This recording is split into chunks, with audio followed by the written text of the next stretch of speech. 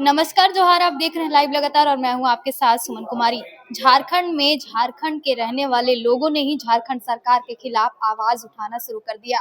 जी आपको बता दें कि सूर्य सिंह बेसरा जो कि हमेशा आदिवासियों के हक में बात करते हैं, उन्होंने ऐसी 20 सूत्री मांगों को लेकर आज एक प्रेस वार्ता की। प्रेस वार्ता में उन्होंने ऐसे कई मुद्दे हैं जो कि कल्याणकारी मुद्दे हैं और वो जो कि आदिवासियों के हक में है। आपको बता दें कि सरना धर्म कोड की मांग को लेकर लगातार आदिवासी सड़कों पर उतरते हुए नजर आते हैं। ऐसी तमाम और भी मुद्दे हैं और क्या कहा है सूर्य सिंह बेसरा ने, सुनते हैं। कितना बार मुख्यमंत्री बनोगे, 100 बार भी बनोगे, लेकिन नीति बना क्या?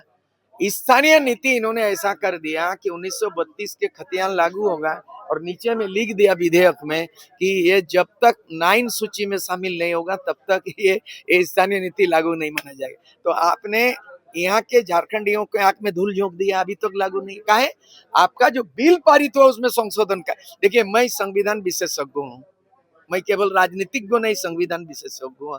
हाईकोर्ट आपका रिजेक्ट कर देगा, राज्यपाल साइन नहीं किया है, 2 चीज नहीं किया है।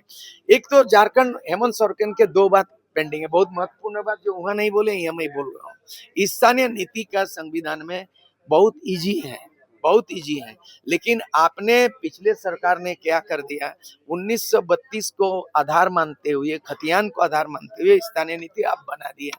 लेकिन शर्त क्यों दे दिया कि 9वीं अनुसूची में वही राज्य सरकार के कोई नियम, जब तक कि पार्लियामेंट में राज्यसभा लोकसभा बहुमत से संविधान संशोधन नहीं होता, संविधान संशोधन दो तिहाई बहुमत होगी।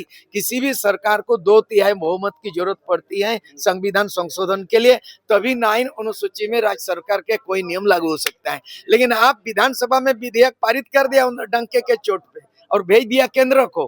केंद्र तभी जाएगा जब राज्यसभा अनुशंसा करके राज्यपाल भेजेगी। अभी तक राज्यपाल के पास पड़ा हुआ स्थानीय नीति, तो नौटंकी चलेगा।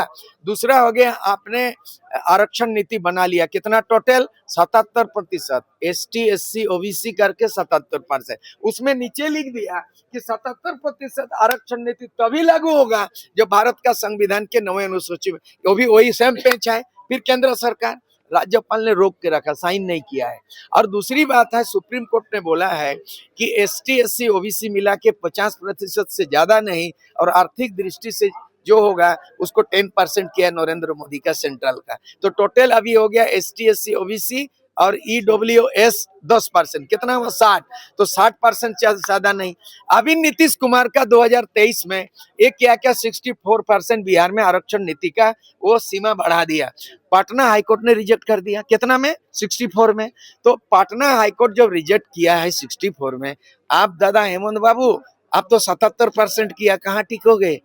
तो उल्टा पुल्टा मत करो यार। सूर्य सिंह बेसरा कानून विशेषज्ञ है, नीति निर्धारण व्यक्ति हैं, इसीलिए ये झारखंड समन्वय समिति जो बना है, ये पॉलिटिकल नॉन पॉलिटिकल बुद्धिजीवी को एकजुट कर रहे हैं और इन्हीं को जिम्मा देंगे। शिक्षा नीति का बनाओ मॉडल, सिलेबस बनाओ मॉडल, स्थानीय नीति बनाओ, जल जंगल जमीन, CNT एक्ट का नियोजन का ये हम लोग खुद बनाएंगे और जनता के बीच में जाएंगे। जिस तरह JP ने, जयप्रकाश नारायण ने 74 में JP आंदोलन किया और 77 में सत्ता बदली, इस 2029 को हम लोग लक्ष्य रखे हैं।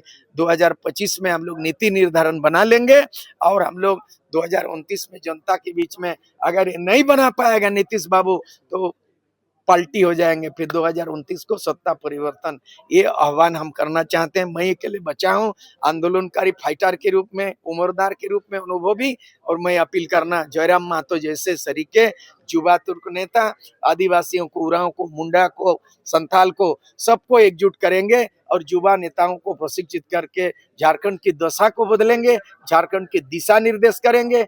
यही जिम्मेदारी है, इसीलिए आज हमने लोगों को मीटिंग में बुलाए थे। लाइव लगातार के वीडियो को लाइक करें, सब्सक्राइब करें और बेल आइकन को दबाना न भूलें।